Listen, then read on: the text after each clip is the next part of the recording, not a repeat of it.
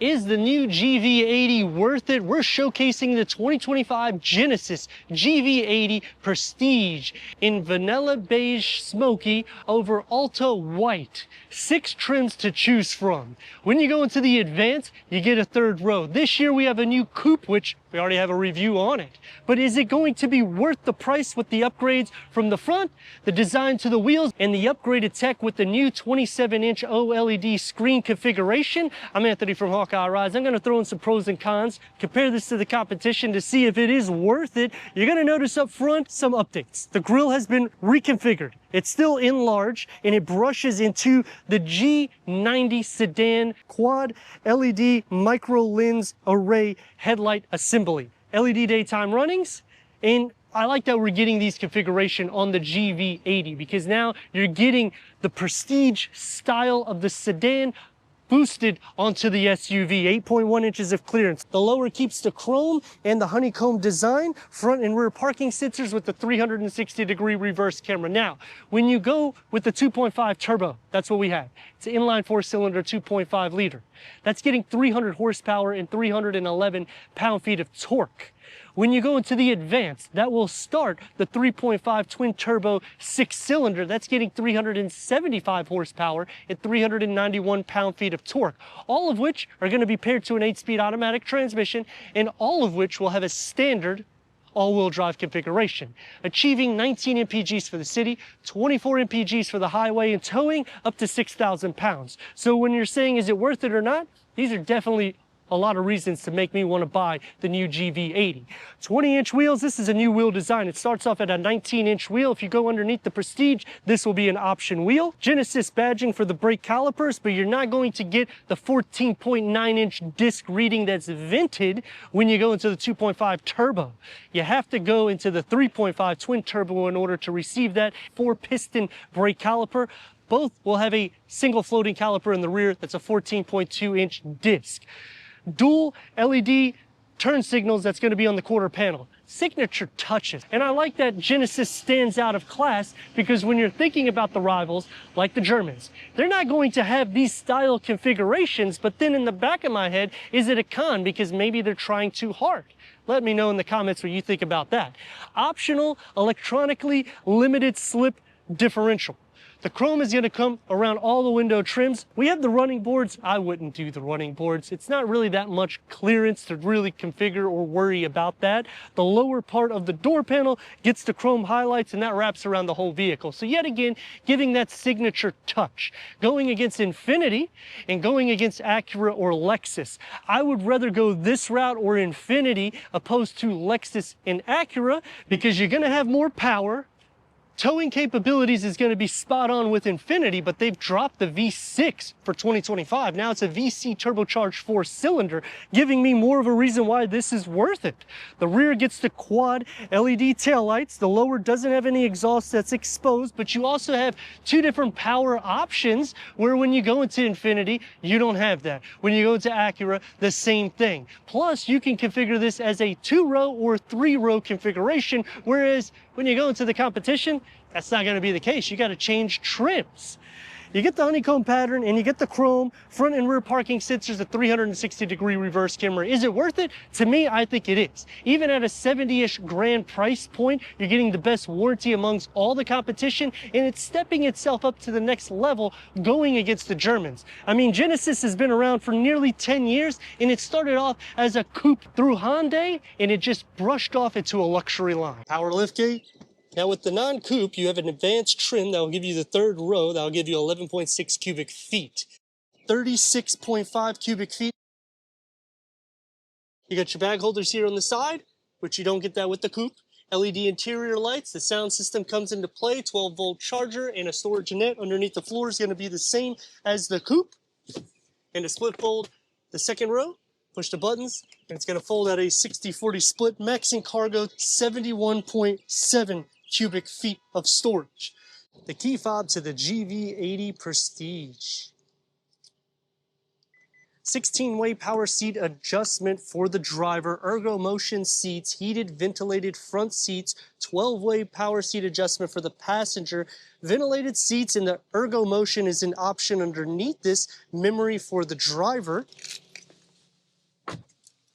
And you're going to notice the update with the 27-inch OLED screen configuration, real wood inlays, leatherette on the top portion of the dash, heads-up display, auto-dimming rear view mirror with the home link, with LED interior lights. It's not really a driver-focused setup, so you'll have plenty of room being a passenger. There isn't any pass-through, but you have a hidden wireless charging pad, 2 USB-C ports, a 12-volt, and it's just a lot more cleaned up. Let's fire it up.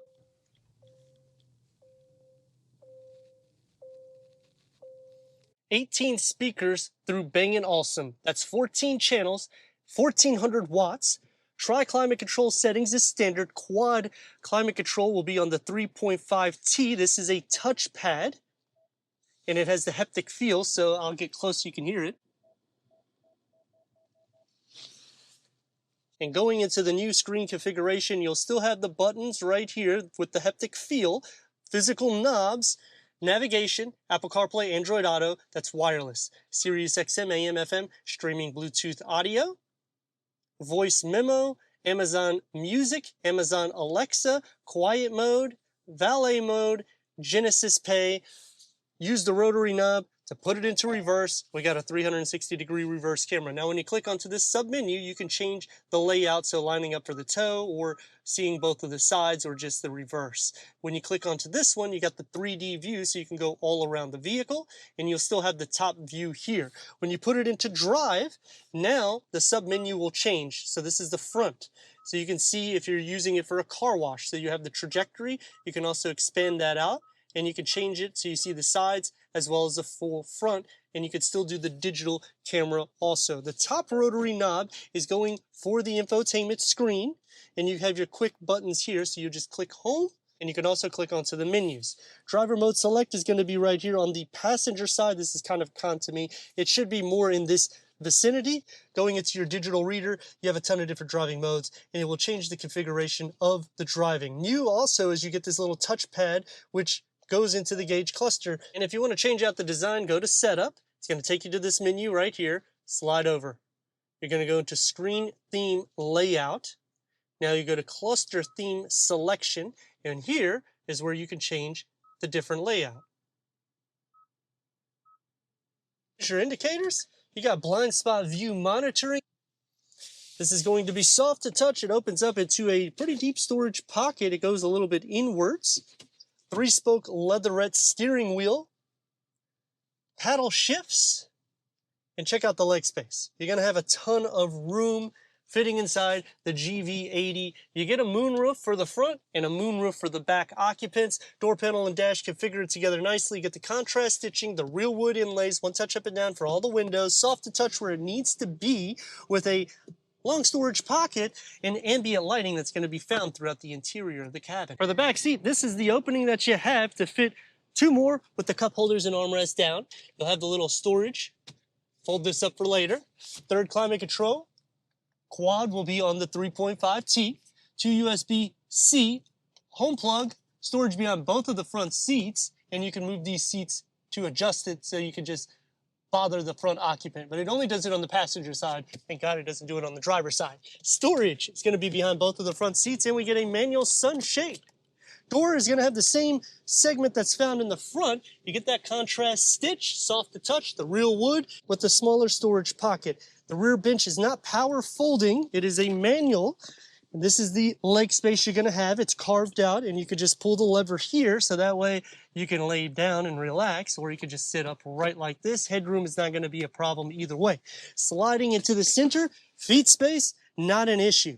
Butt, leg, and shoulder space, I mean, the GV80 does a good job. That's why you go from the GV70 to the GV80, because you're getting more room, and because you have that moonroof, it gives optimal space for the center occupant like me at 6'3", opposed to the coupe where it's going to be a little bit more cramped. The GV80 getting some updates this year, and a lot of that is great for the interior. It keeps a non-driver focused setup, expressing the luxury, giving us 2 different power options, giving us an option for 3rd row. I mean, there's a lot of pros going into the GV80, but my question is it worth it? 2.5 liter with 300 horsepower, 311 pound-feet of torque. Safety is definitely taken care of. We're in the Prestige trim. So you got blind spot view monitoring, you got the sensors in the front and the rear, and it reads it. With the heads-up display, you can see everything. So starting off with the pros and cons, you're seeing a lot of that coming into play. You now have that touchpad on the steering wheel, as well as finger recognition and the haptic feel for the touchpad for the dual climate control, or the tri-climate control settings, I should say. And this 27-inch OLED screen configuration, which I think it's just enough. It's not over the top, it's not bent, it's flat, it makes it easy. Quiet in the cabin, 22-inch upgraded wheels, maneuverability, not an issue. You basically don't even have to really turn the steering wheel.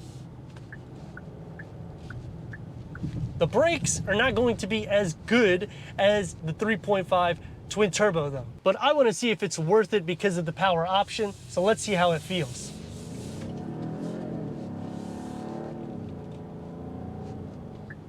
It's motivated. And that's usually what happens when you get turbocharged engines with 300 horsepower. It's going to knock it out of the park. It's class leading, by the way, when you're thinking about competition. Now, the cons that come into play is you still have to option features in the vehicle. You can only get the third row in the advanced trim.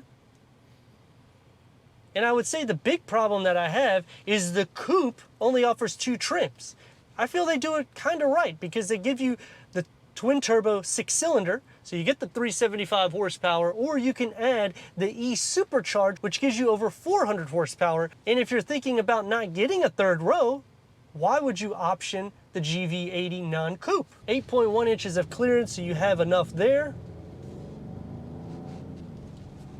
I mean, in sport mode, it's gonna tick the RPM up more, so it's gonna be a lot easier to drive.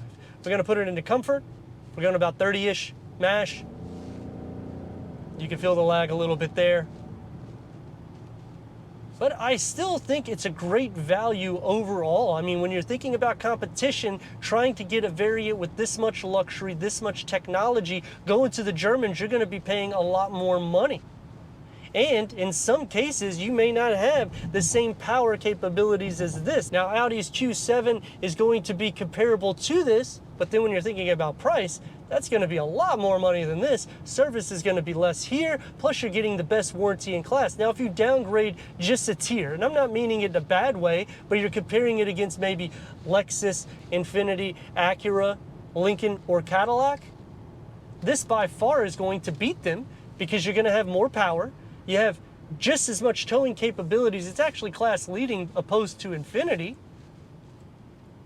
In the touch to feel, they did a good job with the upscale amenities. The seat is a little bit firm for my liking, and you do sit upwards, so it kind of feels like a Toyota or Lexus variant where I feel too tall for the vehicle, even though I probably have a good 2 to 3 inches before I hit the headliner. And unfortunately, when you go into the 2.5 turbo, you do not receive some of the features that you get in the twin turbo. But let's rock and roll.